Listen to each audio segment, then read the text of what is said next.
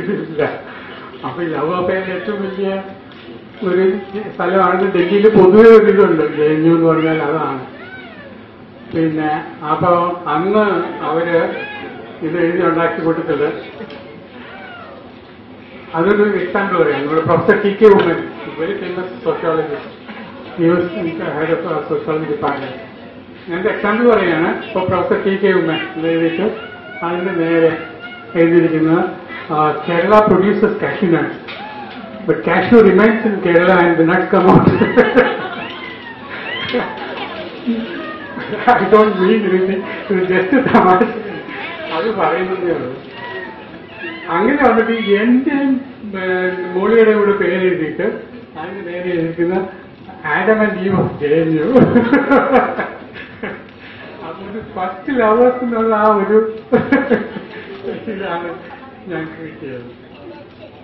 പിന്നെ അങ്ങനെ അങ്ങനെ ഒത്തിരി വളരെ JNU എന്ന ആശയം, സങ്കല്പം, അതിന്റെ രാഷ്ട്രീയം ചുരുങ്ങിയ വാക്കുകളിൽ പ്രൊഫസർ രാംകി അവതരിപ്പിച്ചു. അദ്ദേഹത്തിന് പ്രത്യേകം നന്ദി അറിയിക്കുന്നു. അടുത്ത നമ്മോട് സംസാരിക്കുന്നത് ഡോക്ടർ ജോസഫ് കോയപ്പള്ളി. അദ്ദേഹം കാസർഗോഡ് സെൻട്രൽ യൂണിവേഴ്സിറ്റിയിലെ ഇംഗ്ലീഷ് ഡിപ്പാർട്ട്മെന്റ് അസോസിയേറ്റ് പ്രൊഫസറാണ്. ബെനിയാമിന്റെ ആടുജീവിതം ഇംഗ്ലീഷിലേക്ക് ട്രാൻസ്ലേറ്റ് ചെയ്യുകയും അടുത്ത് വാർത്തകളിൽ നിറഞ്ഞു നിൽക്കുകയും ചെയ്യുന്ന വ്യക്തി. അദ്ദേഹത്തെ സന്തോഷത്തോടെ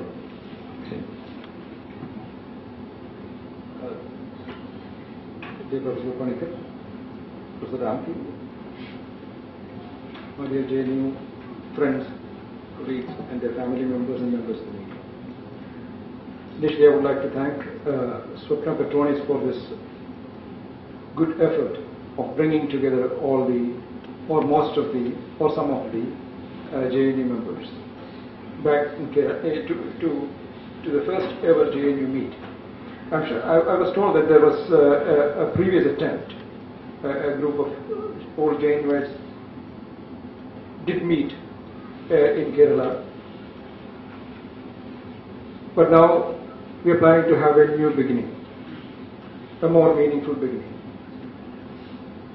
As Ramki was speaking here, I was reminded about the good old days when I spent in JNU and quarreled with most of my contemporaries sitting here. Contradiction, conflict is what characterizes JNU. And youth is a time when we can have conflicts and contradictions.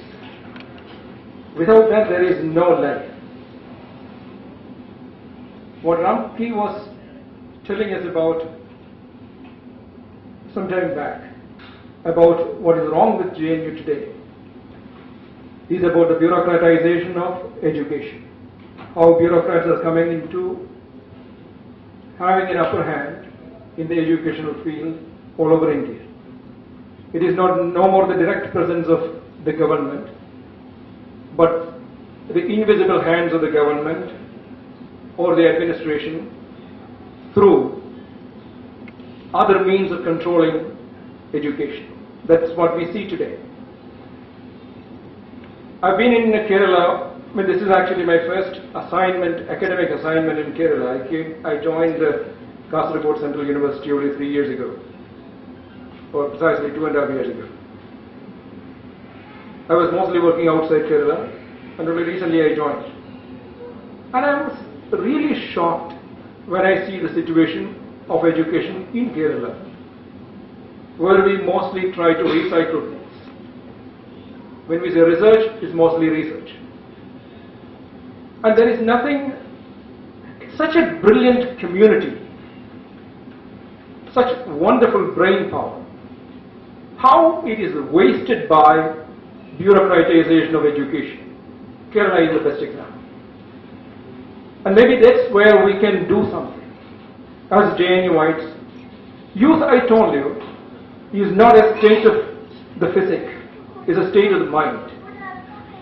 What was, as Professor Panikar and Dr. Kaibal reminded us some time back, what characterized JNU is in the beginning stages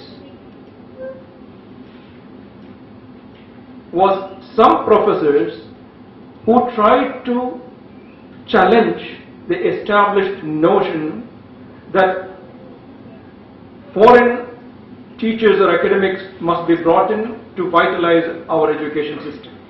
They challenged that, and JNU proved that is not necessary. Now recently in the Times listing of the ranking of the universities, JNU, I am told, was ranking about between 150 and 100, and that's the best ever rating India has ever had.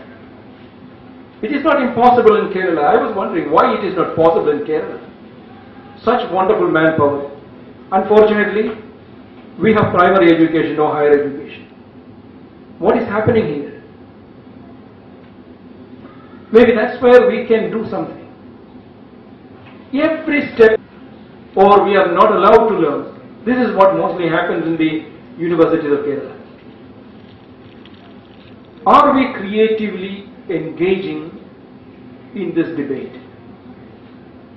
As JNUites, we are a blessed group of people who had the freedom to think as we like, to move as we like, to challenge, to question, to differ, debate as we liked.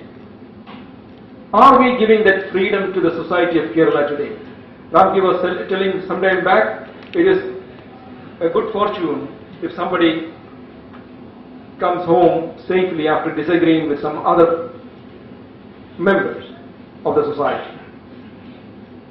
Maybe we have a role in that. This has to be changed. How can we positively intervene?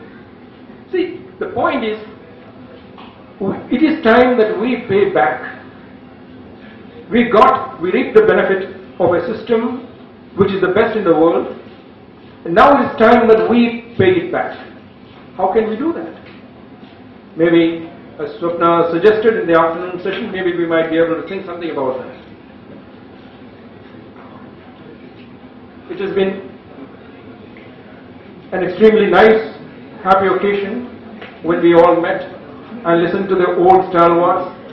I am a member of the middle generation of JNU.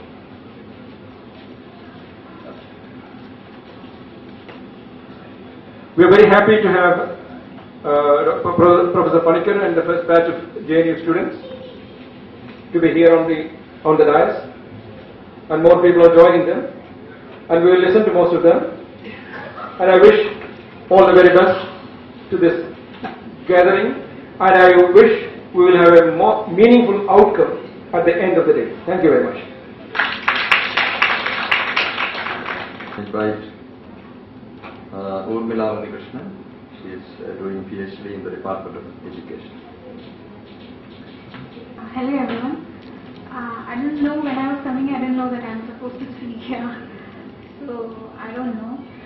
Gets a lot of pampering. Everywhere you go, everyone knows you, all the teachers knows you. Everyone asks about you. You are on leave, your teachers calls home and ask, where is Urmila, what happened to Urmila? And then you arrive at JNU with this special feeling of being on cloud 9. And then you see that everyone is like that. Everyone in the class is same. And even, I mean, in the beginning it was very difficult to get used to this feeling that nobody asks about you. But then later on you realize that it's a very important part of evolving as a human being. And I think that's the most special feeling or special experience I have about JNU, that I realize that I'm equal, not special. And the other thing which I always tell everyone, my parents, my family, my friends, juniors in the college, something which I cherish most about JNU is the freedom JNU provides, full experience, because I think that was the first time as a girl I enjoyed the beauty and the wonderful experience of nights, you know. Because in Kerala, especially from a little town from where I come, and also from a Muslim management college where I studied for my graduation, you don't get to see night, you know, only through the windows. But at JNU, you are bored reading at 2 o'clock, you go out for a walk, you go out for tea. And that's that's such a special experience. And I think, I mean, even in other central universities, even in IITs that I visited, okay, you are free to go out, but nobody is there on the road. But JNU, when your relatives or when your friends from Kerala, which is JNU, you take out for lunch, there are no places to eat because everything opens after 6 o'clock. And these are some little things which you cherish and which you miss when you are at home. Because I was at home for almost 6 months, and at night I get so restless because I can't go out. And you get up at 2 o'clock and you go and make tea in the kitchen, and your mama comes and asks, what happened, what's happening? You're drinking tea at 2 o'clock. But then, even yesterday, my mama was saying, 9 o'clock, come let's have dinner. I said, Mama, night just started, wait, there's enough time there. And I think that's what I cherish most about JNU, and that's what I will miss. And now, every time, when you're in PhD, you start counting your years. It's only 2 years, your fellowship for 2 years, you have only 3 years left. And I think for any reason, if I want to still, if I love to be in JNU, would be this experience. Apart from the academic experience, which I'm sure everyone would have. But I think this is very special to girls. I'm sorry for the sorry. Because they can have this experience everywhere. But this was very special about JNU, and I really feel proud, and this feeling of being in a community, which we call the feeling, is a very special feeling. And thank you, Swapna, and everyone behind this venture for this meeting. Thank you very much.